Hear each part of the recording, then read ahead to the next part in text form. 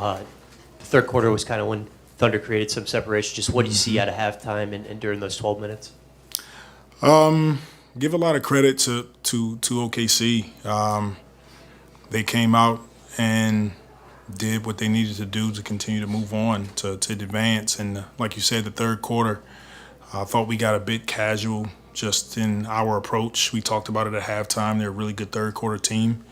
They just made more plays than us. JV had a really strong start, had some baskets for you in the fourth, and then has the ankle injury. How much did that hurt, not being able to use him those final 4 minutes or whatever it was? Yeah, I think it hurt us a bit, especially with the rebounding. JV does a great job of, once again, settling our offense down in the post and making plays from there, and then he rebounds the ball extremely well. But, extremely difficult loss. Our guys were disappointed. It was tough, but once again, single game elimination, give Oklahoma their credit. Yeah, you guys came out and seemed pretty hell-bent on keeping the ball away from Shea. He was able to shake free in that second half. What did he kind of do just to escape the defense you guys were playing on him in the first half? Yeah, I thought we did a great job on him initially, and then he became a screener, just screening, trying to create mismatches so he can get the ball. He's really good at getting into the paint, drawing fouls, and, he had a heck of a game. Yeah, just a tough night for CJ. What did they do to kind of, limit his offense tonight? They made him take tough shots, and when he tried to drive, the paint was crowded, and, not his best night. But CJ has been one of our leaders all season, and we're all appreciative of the work that he puts in and the work that he puts in on the floor. Just unfortunately, we came up short tonight. And not just this game, how much, do you think the thumb affected him, during the final few months of the season? It affected him. He's dealing with a number of injuries that he has to address, and he's not going to complain about it. He's going to go out and practice when he can and play in games when he can, and, we're fortunate to have his play this season.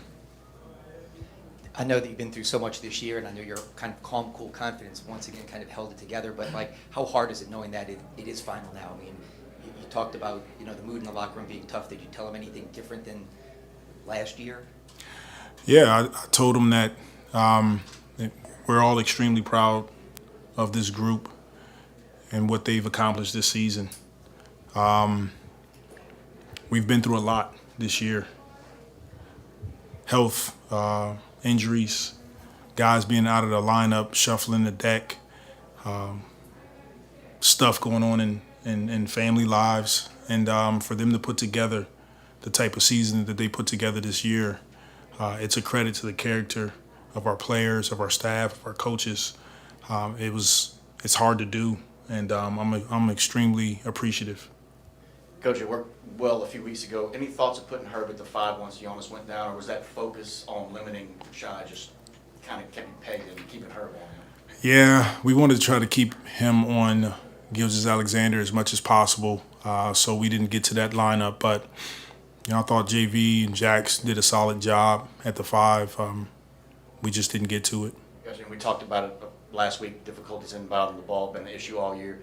Can you walk us through those final 3 inbounds? A couple down on their end, and then one that just went by the wayside and in the game when Herb threw it and CJ just missed it. Yeah, they did a great job of trying to deny us from getting the ball originally, and then the last play, just a miscommunication between Herb and CJ.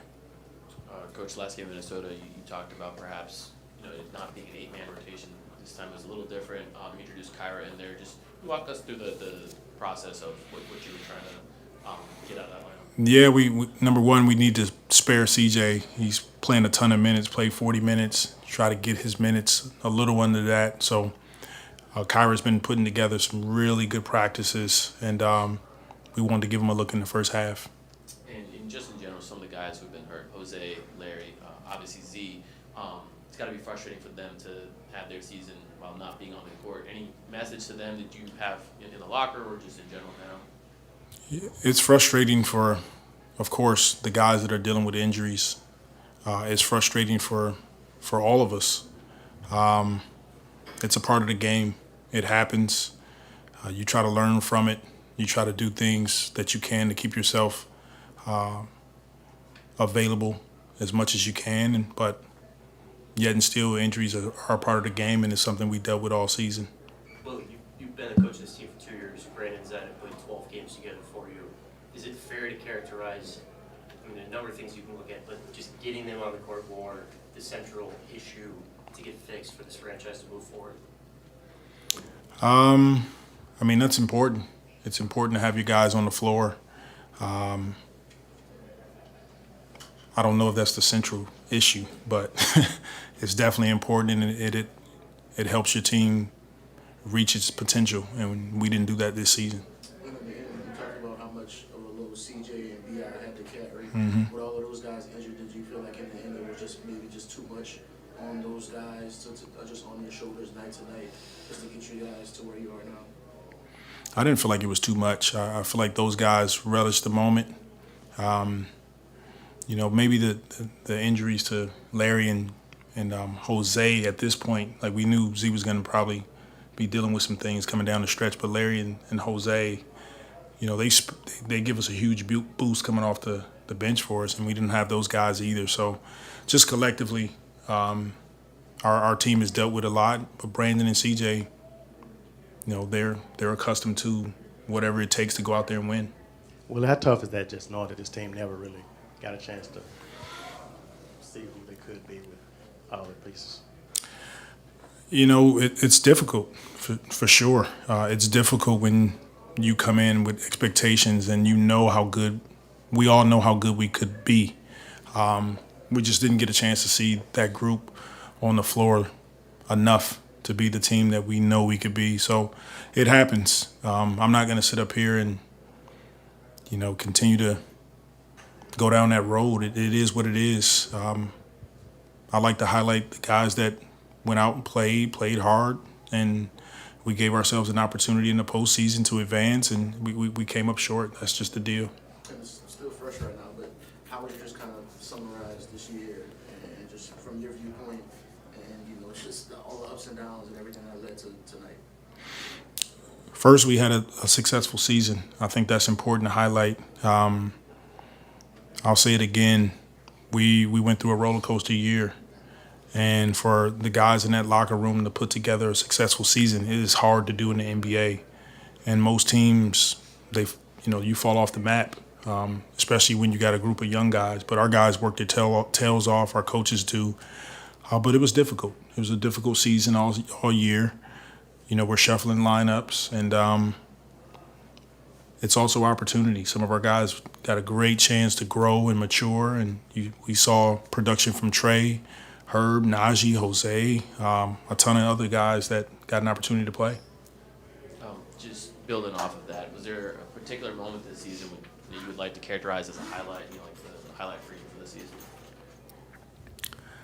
There's a number of moments when we were first in the West and playing well. That was definitely a highlight because it gave our fans, it gave our team perspective on what we could be. But altogether, it's a blessing, and that's how I look at it. Like, it didn't always bounce your way, but we stayed together. We continued to enjoy coming to work. Tough way to end the season, but I'll go to battle with that group in the locker room any day. Coach, you've conveyed a lot about your locker room. Looking at you, is there anything you've got to be dwelling on in the morning, something that's really got you, and is there something that just went underappreciated this season that you wish we all asked more of through this whole process? No, I thought you guys asked pretty good questions, and I'm hard on myself. I'm going to go back and look in the mirror and figure out what could I have done better and try to regroup, take a little time off, and we'll get back after it at some point. And you talked about the injuries, how they opened up opportunities. Perfect example was, again, Trey and Herb stepping up the way they did tonight. How meaningful is it just for the trajectory of this team, the way they've developed and kind of stepped into bigger roles during the season? Oh, those guys were great all season long. Trey and Herb, just young leaders, level 5 character, and it was great to see them put together a fantastic year.